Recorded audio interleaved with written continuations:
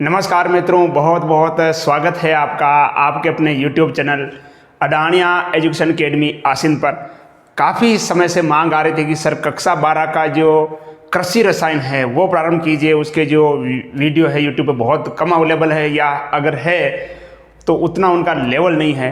तो बार बार मैसेज और कमेंट में मुझे ये सूचना प्राप्त हो रही थी।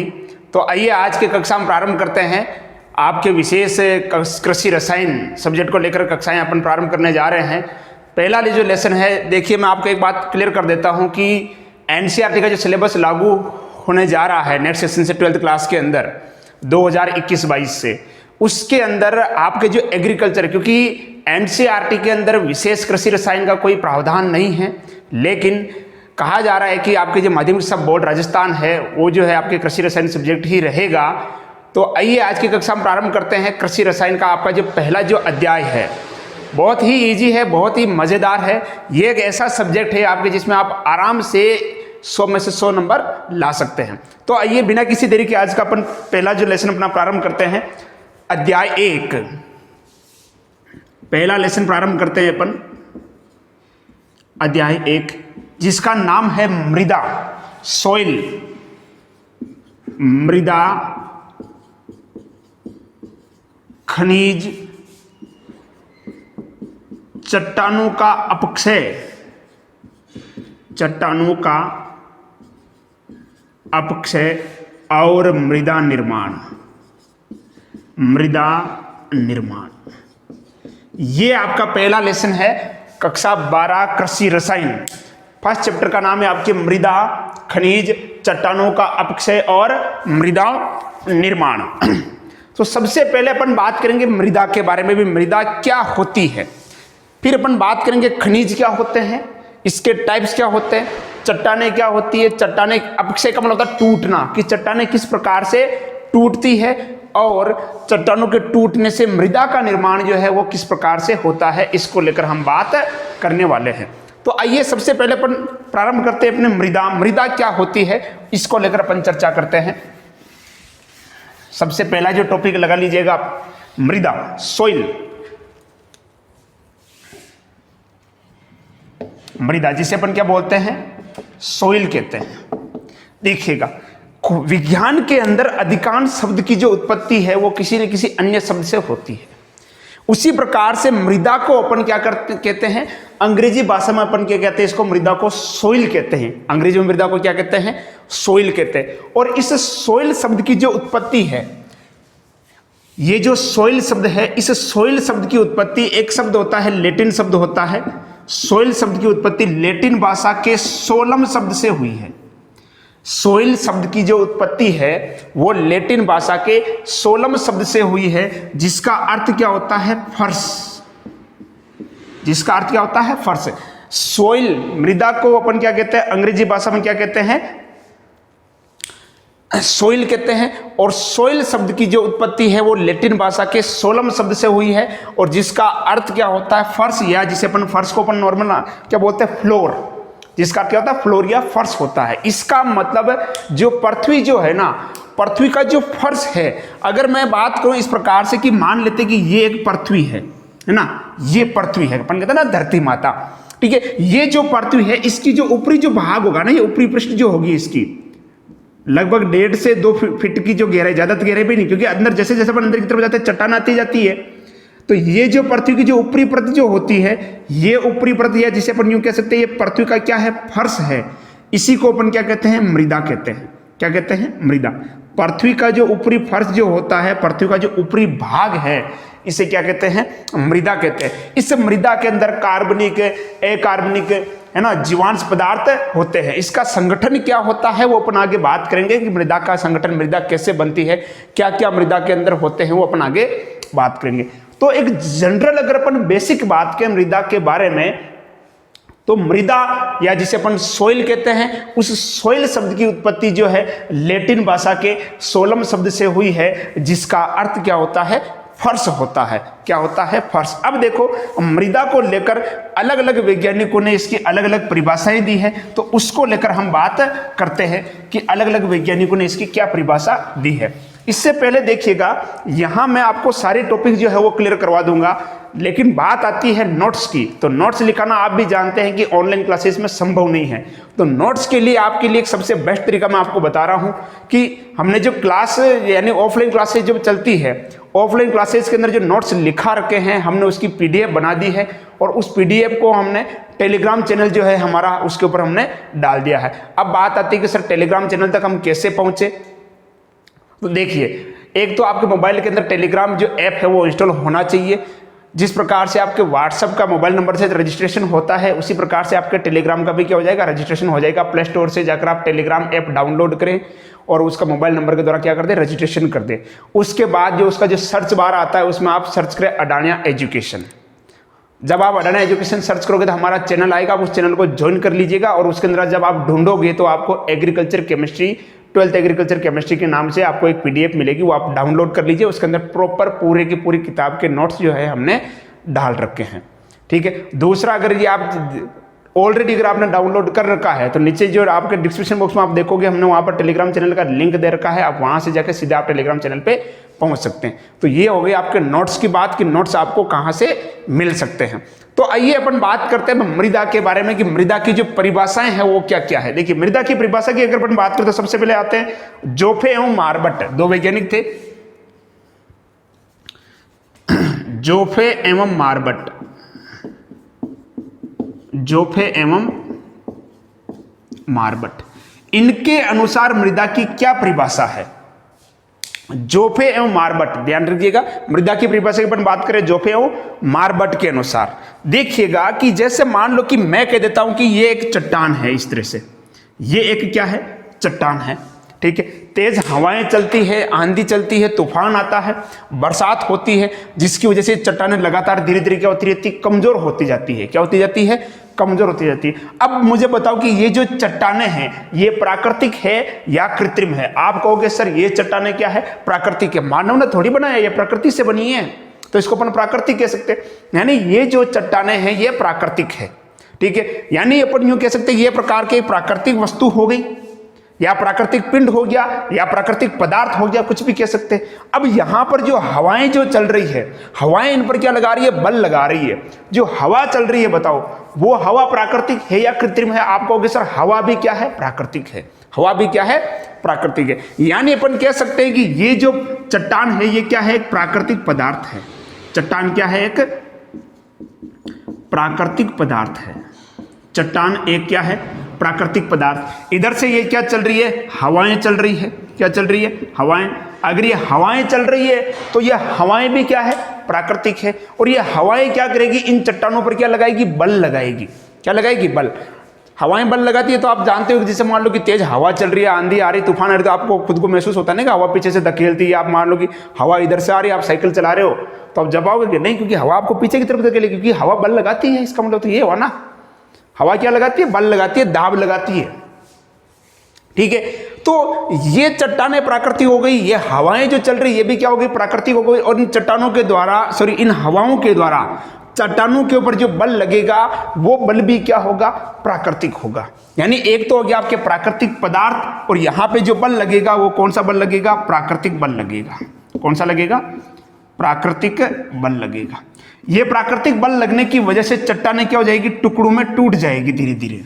कई वर्ष लगते हैं इनमें, इस तरह से चट्टान क्या हो जाएगी, टुकड़ों में टूट जाएगी। और धीरे धीरे टुकड़ों में टूटते टूटते एंड लास्ट में क्या होगा, बहुत छोटे छोटे इसके बारीक बारीक रेत जैसे टुकड़े हो जाएंगे, जिसमें कुछ जीवांश पदार्थ मिल जाएगा, उससे अपन क्या कहेंगे, मृदा कहेंगे। अब बताओ ये मृदा प्राकृतिक हुई या कृत्रिम हुई। आप कहोगे सर ये मृदा इनसे बनी, यानी ये भी प्राकृतिक होगी। मानव थोड़ी ने बनाया इसको, मानव ने बनाया क्या इसको, नहीं बनाया, मानव ने इसको नहीं बनाया। इसका मतलब ये मृदा भी क्या हो गई, ये भी क्या हो गई, प्राकृतिक।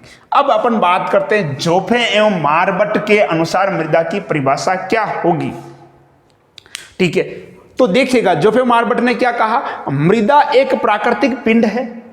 पता चल रहा है कैसे है, मृदा एक प्राकृतिक पिंड है, समझना। मृदा एक प्राकृतिक पिंड है जो प्राकृतिक पदार्थ, ये प्राकृतिक पदार्थ हो गया। मृदा एक प्राकृतिक पिंड है जो प्राकृतिक पदार्थों पर प्राकृतिक बल लगने के कारण, प्राकृतिक पदार्थों पर प्राकृतिक बल लगने के कारण विकसित हुई है। या बनी है, कैसे भी कह सकते हो। मृदा एक प्राकृतिक पिंड है, मृदा एक प्राकृतिक पिंड है जो प्राकृतिक पदार्थ पर प्राकृतिक बल लगने के कारण क्या हुई है, विकसित हुई है। ये बात किसने कही, ये बात कही जोफे एवं मारबट ने कही। किसने कही, जोफे एवं मारबट ने ये बात कही। ठीक है, मृदा एक प्राकृतिक पिंड है जो प्राकृतिक वस्तु पर प्राकृतिक बल लगने के कारण या बल के प्रभाव से विकसित हुई है। ये परिभाषा जो है मृदा की देने वाले कौन थे, जोफे एवं मारबट। ठीक है, अगली अपन बात करते हैं ब्रेडी एवं बकमैन के अनुसार। अगले जो वैज्ञानिक आते हैं जो मृदा को परिभाषित करते हैं वो आते हैं ब्रेडी एवं बकमैन के अनुसार।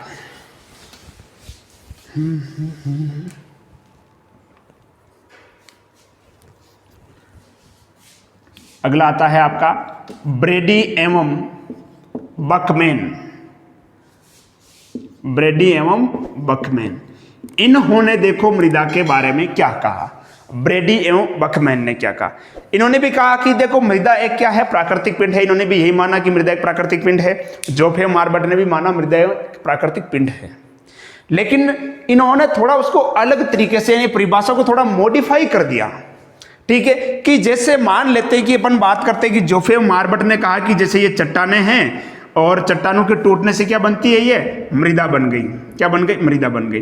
तो इन्होंने क्या कर दिया, देखो ब्रेडी और बकमैन ने क्या कह दिया कि इसके अंदर कुछ पदार्थ और मिला दिया, जिसे अपन बोल सकते हैं जीवांश पदार्थ, यानी जीव जो मर जाता है, मरने के बाद उस जीव का जो अंश बचता है वो इसके अंदर मिल जाएगा। जीवांश पदार्थ, कार्बनिक और अकार्बनिक पदार्थ, कार्बनिक व अकार्बनिक पदार्थ, ये भी इसके अंदर मिल जाते हैं। यानी उन्होंने टूटने की बजाय एक शब्द उपयोग में लिया जिसे अपन बोलते हैं विच्छेदन। विच्छेदन का मतलब भी क्या होता है, टूटना ही होता है। विच्छेदन का मतलब भी क्या होता है, टूटना है। तो उन्होंने क्या कहा था कि मृदा एक प्राकृतिक पिंड है जो अपक्षयित खनिज पदार्थ, विच्छेदित एवं अपक्षयित खनिज पदार्थ, उन्होंने क्या कहा, देखिए ब्रेडी एवं बकमैन ने, मृदा एक प्राकृतिक पिंड है जो विच्छेदित एवं अपक्षयित खनिज पदार्थ तथा विच्छेदित एवं अपक्षयित खनिज पदार्थ तथा कार्बनिक पदार्थों के सड़ने गलने, कार्बनिक पदार्थों के सड़ने गलने से विकसित हुई है। मृदा एक प्राकृतिक पिंड है जो अपक्षयित जो खनिज या अकार्बनिक पदार्थों के अपक्षयित या विच्छेदित एवं सड़ने गलने से विकसित हुई है। ये बात किसने कही, ब्रेडी एवं बकमैन ने कही। किसने कही, ब्रेडी एवं बकमैन ने कही। ठीक है, अब देखिएगा एक बार क्वेश्चन आ गया था कि मृदा विज्ञान के जनक किसे कहा जाता है। मृदा विज्ञान के जनक किसे कहा जाता है। ठीक है, पहली चीज तो आती है कि मृदा विज्ञान किसे कहते हैं। मृदा विज्ञान किसे कहेंगे, सॉइल साइंस अपन किसे कह सकते हैं भाई। जिसी सीधी सी बात है कि अगर मान लो अपन कहे जीव विज्ञान, तो इसका मतलब क्या हुआ भाई, जीव विज्ञान का मतलब क्या हुआ, जिसके अंदर जीवों का अध्ययन करेंगे वो जीव विज्ञान है। वनस्पति विज्ञान, जिसके अंदर वनस्पति का अध्ययन करेंगे वो वनस्पति विज्ञान है। ठीक है, रसायन विज्ञान, जिसमें पदार्थों के अंतर परिवर्तन, उनके गुणों का अध्ययन करेंगे वो रसायन विज्ञान है। भौतिक विज्ञान, जिसमें भौतिक घटनाओं के बारे में अध्ययन करेंगे वो भौतिक विज्ञान। तो उसी प्रकार से मृदा विज्ञान क्या होगा, जिसमें मृदाओं का अध्ययन किया जाता है, उसे अपन क्या कहते हैं, मृदा विज्ञान कहते हैं, है ना। तो मृदा का जो अध्ययन जो होता है, ध्यान दीजिएगा, मृदा का अध्ययन, मृदा अध्ययन यानी विज्ञान की वह शाखा जिसके अंदर मृदा का अध्ययन किया जाता है, मृदा निर्माण और मृदा के प्रकार का अध्ययन करते हैं, उसे अपन क्या बोलते हैं, मृदा विज्ञान कहते हैं। मृदा विज्ञान जो है दो प्रकार का होता है, एक तो होता है पेडोलॉजी और एक होता है मृदा शास्त्र। एक तो होता है पेडोलॉजी, क्या होता है, पेडोलॉजी, और दूसरा होता है मृदा शास्त्र। दूसरा जो होता है वो कौन सा होता है, मृदा शास्त्र। यानी मृदा का अध्ययन दो तरह से अपन करते हैं, एक तो जिसे अपन बोलते हैं पेडोलॉजी, एक होता है मृदा शास्त्र। पेडोलॉजी में क्या होता है, देखो मृदा को एक प्राकृतिक पिंड मानकर उसका अपन क्या करते हैं, अध्ययन करते हैं। मृदा को एक प्राकृतिक पिंड मानकर, मृदा को अपन क्या मानते हैं, इसके अंदर एक प्राकृतिक पिंड माना जाता है।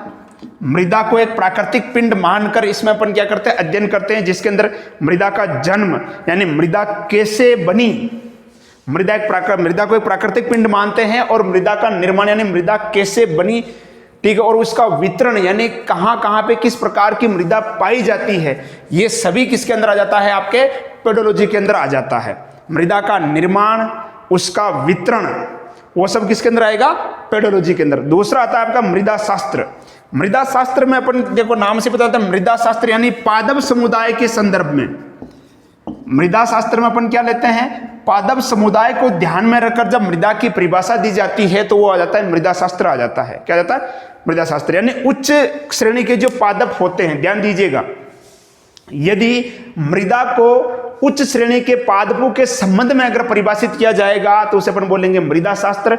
और यदि मृदा का निर्माण या मृदा का जन्म से लेकर उसके वितरण यानी कहां कहां पे किस प्रकार की मृदा पाई जाती है उसकी बात करेंगे तो उसे अपन बोलेंगे पेडोलॉजी। और पादपों के संबंध में जब मृदा की बात की जाएगी तो उसे अपन कहेंगे मृदा शास्त्र। क्या कहेंगे, मृदा शास्त्र। अब बात आती, कई बार क्वेश्चन आता है कि मृदा विज्ञान के जनक किसे कहते हैं, मृदा विज्ञान के जनक किसे कहते हैं। तो देखिएगा, मृदा विज्ञान के जनक कहा जाता है वी डोकोविच। मृदा विज्ञान के जनक, मृदा विज्ञान के जनक, मृदा विज्ञान के जनक कहा जाता है वी डोकोविच। डोकोविच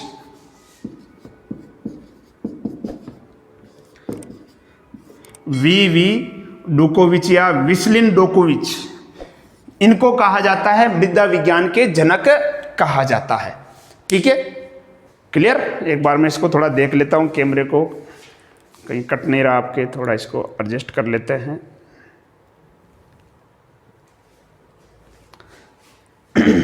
आज ज़्यादा लंबी क्लास नहीं रखेंगे, छोटी रखेंगे, मिटा दें। चलो, तो पेडोलॉजी क्या होता है, मृदा शास्त्र क्या होता है, इसमें अपन ने बात की कि यदि मृदा के निर्माण यानी मृदा के जन्म से लेकर उसके वितरण के बारे में अगर अध्ययन किया जाएगा, मृदा के जन्म से लेकर उसके वितरण के बारे में अध्ययन किया जाएगा तो उसे अपन क्या बोलेंगे, पेडोलॉजी। और यदि मृदा का अध्ययन पादपों यानी उच्च श्रेणी के जो पादपों के संबंध में या उनको ध्यान में रखते हुए अगर अध्ययन करेंगे तो उसे अपन क्या कहेंगे, मृदा शास्त्र कहेंगे। क्या कहेंगे, मृदा शास्त्र कहेंगे। ठीक है, मृदा विज्ञान का जनक किसे कहा जाता है, वी डोकोविच को कहा जाता है। वी डोकोविच को अपन क्या कहते हैं, मृदा विज्ञान का क्या कहते हैं, जनक कहते हैं। अब अपन बात करते हैं कि जो मृदा है इसकी विशेषता क्या है, मृदा की विशेषताएं। मृदा की विशेषताएं देखिएगा, सबसे पहली जो विशेषता अपन कह सकते हैं कि मृदा एक क्या है, प्राकृतिक पिंड है। इंपॉर्टेंट कर दीजिएगा, इसको पूछा जा सकता है। मृदा एक प्राकृतिक पिंड है। पहली विशेषता क्या हो जाएगी, मृदा एक क्या है, प्राकृतिक पिंड है। ठीक है, दूसरा, इसे कृत्रिम रूप से नहीं बनाया जा सकता है। इसे कृत्रिम रूप से नहीं बनाया जा सकता है। मृदा को कृत्रिम रूप से नहीं बनाया जा सकता है। मृदा एक प्राकृतिक पिंड है और इसे कृत्रिम रूप से नहीं बनाया जा सकता है। दूसरी विशेषता ये होगी, पहली क्या हो गई, मृदा एक प्राकृतिक पिंड है। दूसरा, इसे कृत्रिम रूप से नहीं बनाया जा सकता है। तीसरा, मृदा विभिन्न संस्तर में विभाजित होती है। यह है विभिन्न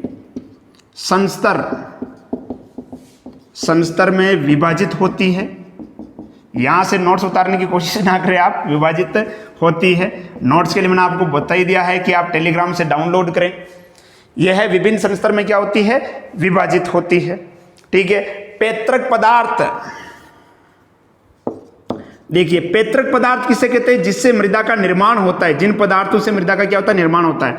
पैतृक पदार्थ के कणों के आकार पर या कणों के आकार के आधार पर मृदा भिन्न भिन्न प्रकार की हो सकती है। आधार पर मृदा भिन्न भिन्न प्रकार की हो सकती है। तो पहली तो विशेषता क्या होगी इसकी, मृदा एक प्राकृतिक पिंड है। दूसरा, इसे कृत्रिम रूप से नहीं बनाया जा सकता है। तीसरा, मृदा विभिन्न संस्तर का मतलब होता है परतें, विभिन्न संस्तर में क्या होती है, विभाजित होती है। और चौथा आपका आ जाएगा, मृदा जो है इनके जो पैतृक पदार्थ यानी जिससे मृदा का निर्माण होता है, इन पैतृक पदार्थों के कणों के आकार के कारण मृदा क्या होती है, अलग अलग प्रकार की हो सकती है। पांचवा जो आपका आ जाता है कि मृदा के रासायनिक संगठन क्या हो सकता है, भिन्न भिन्न हो सकता है। ठीक है। अलग अलग प्रकार की मृदाओं का रासायनिक संगठन क्या होता है, भिन्न भिन्न होता है। तो ये अपन ने बात की किसके बारे में, मृदा की विशेषताओं के बारे में। किसके बारे में, मृदा की विशेषताओं के बारे में हमने बात की, ठीक है। अगले अपन बात करते हैं मृदा के कार्य को लेकर। किसको लेकर, मृदा के कार्य को लेकर। भाई मृदा क्या काम करती है, अगर आपसे पूछ लिया जाए कि मान लो मिट्टी आपके क्या काम की है, तो अपन कह सकते हैं भाई मिट्टी के बिना तो जीवन संभव ही नहीं है सर। अगर मृदा नहीं होगी तो फसल कहां से उगाएंगे। मृदा की जो ऊपरी जो परत होती है, अपन बोलते हैं भूपर्पट्टी कहते हैं या भूपपड़ी कहते हैं, उसी के अंदर तो मतलब पोषक पदार्थों की प्रधानता होती है, और वहीं से पादपों को क्या मिलता है, पोषण मिलता है, वहीं से मिलता है पौधों को पोषण, बाकी कहां से मिलेगा, ठीक है। बाकी बहुत इजी है यार, इतना दिमाग में लोड देने की आवश्यकता नहीं है, बहुत इजी सब्जेक्ट है, बहुत मजेदार है, मतलब साथ में के साथ में याद करते चलो, मजा आएगा पढ़ने का, ठीक है। क्योंकि दिमाग में एक चीज फिट कर लो यार, इस बार कुछ ना कुछ करके दिखाना है, आर या पार की लड़ाई करनी है। क्योंकि अगर मेहनत करोगे ना, मेहनत करोगे तो पृथ्वी पर भगवान की भी इतनी हिम्मत नहीं कि तुम्हें रोक सके। मेहनत करोगे तो भगवान की भी इतनी हिम्मत नहीं कि तुम्हें रोक सके। भगवान भी आपको नहीं रोक सकता। अगर भगवान को भी अगर रोकना होगा तो उसे आपको पृथ्वी लोक से ऊपर बुलाना पड़ेगा। पृथ्वी लोक पे तो भगवान भी आपको नहीं रोक सकता, वहां से अगर रोकने के लिए आपको यहां से उनको ऊपर बुलाना पड़ेगा, अपने पास बुलाना पड़ेगा, तब ही रोक सकता है। पृथ्वी पर भगवान भी आपको नहीं रोक सकता। अगर आपने मन में अगर कुछ ठान लिया है, कुछ करने की ठान लिए, तो कभी नहीं रोक सकता, ये बात तय है। देखिएगा, अपन बात करते हैं मृदा के कार्य के बारे में। जैसे कि ये एक पादप है, ये एक क्या है, पादप है, ठीक है। और ये पादप किसके अंदर उगा हुआ है, आप कहोगे सर मृदा के अंदर उगा हुआ है। अगर मान लो नीचे अगर मान लो मृदा नहीं होगी, यहां अगर मृदा नहीं होगी, तो क्या ये पादप खड़ा रह पाएगा, आप कहोगे सर नहीं रह पाएगा। मतलब इसको सहारा या इसको खड़ा करने का जो काम कर रही है वो कौन कर रही है, मृदा कर रही है। तो पहला जो कार्य अपन लिख सकते हैं, मृदा का पहला कार्य क्या होता है, मृदा पादपों को यांत्रिक आधार प्रदान करती है। मृदा पादपों को यांत्रिक आधार प्रदान करती है, पहला काम तो ये हो गया मृदा का। दूसरा कि इस पादप के पास जो पोषक पदार्थ जो आ रहे हैं, वो पोषक पदार्थ कहां से आ रहे हैं, मृदा से ही तो आ रहा है। तो दूसरा अपन क्या कह सकते हैं कि मृदा पादपों को खनिज, लवण, जल व अन्य पोषक तत्व उपलब्ध करवाती है। मृदा पादपों को खनिज, जल व अन्य पोषक तत्व क्या करती है, उपलब्ध करवाती है, ठीक है। दूसरा अपन काम कर सकते हैं कि मृदा स्वयं के अंदर या अपने अंदर विभिन्न खनिज पदार्थों का क्या करती है, भंडारण करती है। विभिन्न खनिज पदार्थों का क्या करती है, भंडारण करती है, ठीक है। अगला काम, विभिन्न प्रकार के भवन निर्माण, विभिन्न प्रकार के भवन निर्माण में मृदा का उपयोग किया जाता है। यह भी एक मृदा का उपयोग हो गया ना, कि अगर मान लो कि रेत बिल्डिंग बना रहे हो, उसके अंदर रेत तो होगी ना, कि ईंटें हैं, ईंटें भी किससे बनेगी, मिट्टी से बनेगी। सीमेंट है भाई, सीमेंट भी किससे बन रहा है, मिट्टी से तो बन रहा है, चट्टानों से बनता है सीमेंट भी, पत्थरों को तोड़ तोड़ के तो बनाया जाता है सीमेंट का, जो सीमेंट जो बनता है। तो भवन निर्माण में भी किसका उपयोग करते हैं, मृदा का उपयोग करते हैं। किसका उपयोग करते हैं, मृदा का उपयोग करते हैं। सड़क निर्माण है, सड़क में भी किसका उपयोग करेंगे, मृदा का उपयोग करेंगे। अगर मैं कहूं कि आप कहां निवास कर रहे हो, आप भी कहां निवास कर रहे हैं, मृदा के अंदर, तो मृदा पर विभिन्न प्रकार के जीव जंतु, सूक्ष्म जीव क्या करते हैं, निवास करते हैं। यह भी एक मृदा का कार्य हो गया। तो यार देखो कितना इजी है यार, मतलब आप आसपास में वो चीजें हैं उनको बस देख के लिखना है।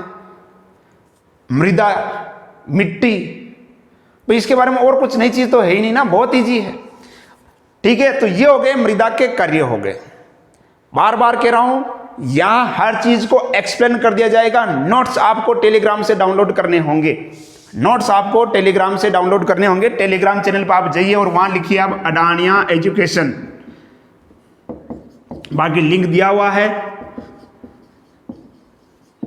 जैसे आप क्या करोगे, सर्च करोगे अडानिया एजुकेशन, आपको एक चैनल मिलेगा, चैनल को ज्वाइन कर लीजिए। जो भी आपके संबंधित अपडेट होगी वो आपको वहां से मिलती रहेगी। अब यहां से एक क्वेश्चन मैं आपको दे रहा हूं करने के लिए। मृदा एक प्राकृतिक पिंड है, टिप्पणी लिखिए। मृदा एक प्राकृतिक पिंड है, टिप्पणी लिखिए या समझिए। मृदा एक प्राकृतिक पिंड है,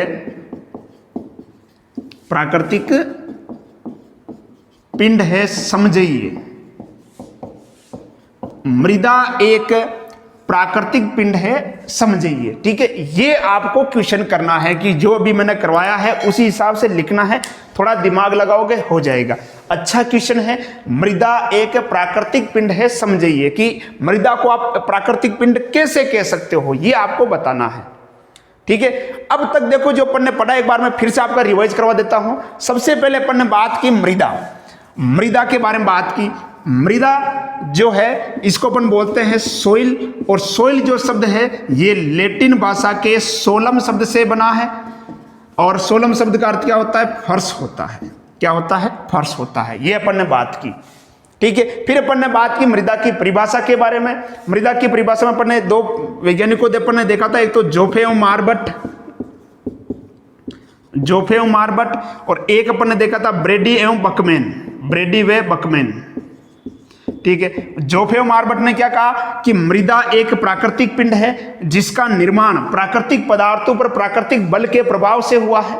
यह बात किसने की थी? जोफे और मार्बट ने। मृदा एक प्राकृतिक पिंड है जिसका निर्माण प्राकृतिक पदार्थों पर प्राकृतिक बल के प्रभाव से हुआ है। ब्रेडी और बकमैन ने क्या कहा था? इन्होंने कहा कि मृदा एक प्राकृतिक पिंड है जिसका निर्माण विच्छेदित एवं अपक्षयित खनिज पदार्थों और कार्बनिक पदार्थों के सड़ने गलने से हुआ है। मृदा एक प्राकृतिक पिंड है जिसका निर्माण अपक्षयित एवं विच्छेदित खनिज पदार्थों व कार्बनिक पदार्थों के सड़ने गलने से हुआ है। अगली अपन ने बात की थी मृदा विज्ञान के बारे में, कि मृदा विज्ञान की मैं अपन ने दो चीजें देखी थी। एक तो अपन ने बात की थी पेडोलॉजी के बारे में। किसके बारे में? पेडोलॉजी। और एक अपन ने बात की थी मृदा शास्त्र के बारे में। किसके बारे में? मृदा शास्त्र। पेडोलॉजी क्या होती है?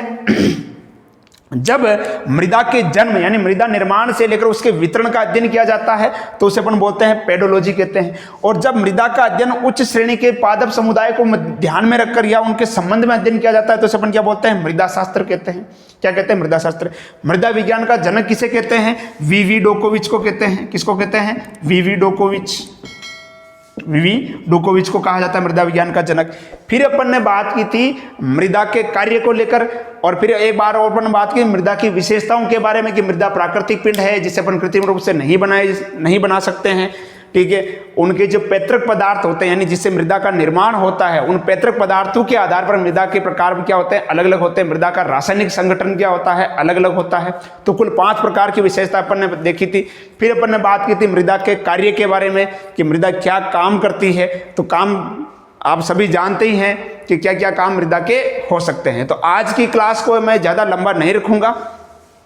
ठीक है, एक छोटी क्लास ही, बाकी की जो आगे जो कक्षाएं होगी कोशिश रहेगी 1-1 घंटे का तो वीडियो कम से कम हम बनाएंगे ही बनाएंगे। ठीक है, एक ट्रेलर था, एज ए ट्रेलर मैंने इसको प्रस्तुत किया आपके सामने कि बहुत इजी टॉपिक है, इतना कुछ ज़्यादा बर्डन दिमाग में डालने की आवश्यकता नहीं है, और रोज का रोज पढ़ लोगे अच्छे से क्लियर हो जाएगा।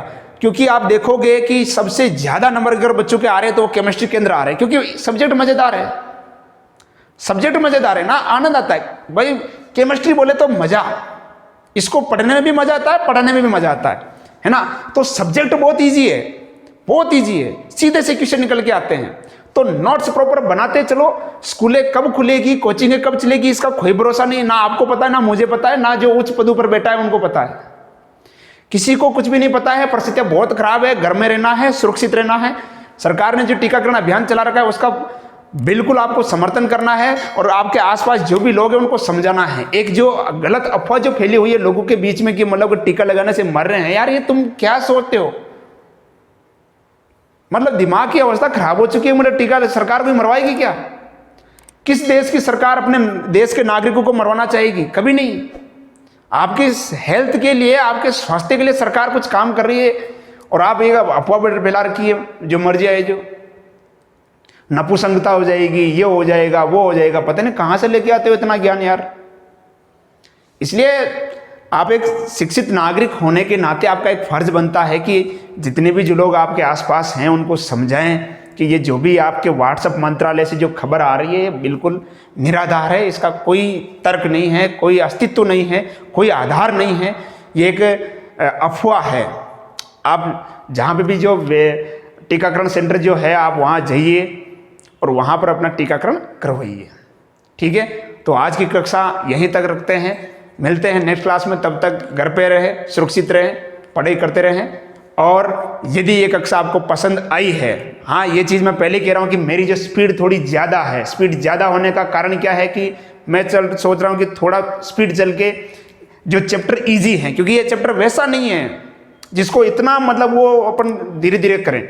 जहाँ पे जरूरत पड़ेगी ना, जहाँ पे जरूरत पड़ेगी वहाँ अपन क्या करेंगे, इसको स्लो करेंगे, ठीक है। क्योंकि कोर्स भी करवाना है ना, कोर्स भी तो करवाना है यार, कोर्स भी तो करवाना है। आपके 13-14 चैप्टर है, 12 चैप्टर तो सीधे सही है, कोर्स भी करवाना है। कटे नहीं कटे क्या पता, जैसे पिछली बार तो कट गया चलो सिलेबस, लेकिन इस बार क्या पता सर स्कूलें कब खुले भाई। 1 जुलाई से तो आपका सेशन स्टार्ट होते ही है, तो क्या पता कि सिलेबस कटे नहीं कटेगी। हर बार तो सरकार भी सिलेबस नहीं काटेगी, ऐसे कटते काटते कितना काटेगी, क्योंकि नींव कमजोर रह जाएगी ना।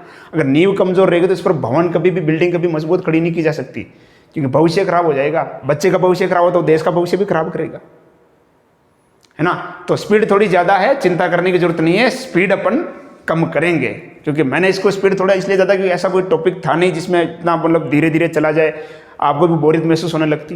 तो ये कक्षा आपको पसंद आई है तो अपने दोस्तों के साथ शेयर कीजिए, और यदि चैनल पर नए हैं तो चैनल को सब्सक्राइब कर लो यार, चैनल को सब्सक्राइब कर लो, क्योंकि क्लासें यहाँ रेगुलर मिलेगी, ठीक है। तो आज की कक्षा यहीं तक विदा लेते हैं, धन्यवाद।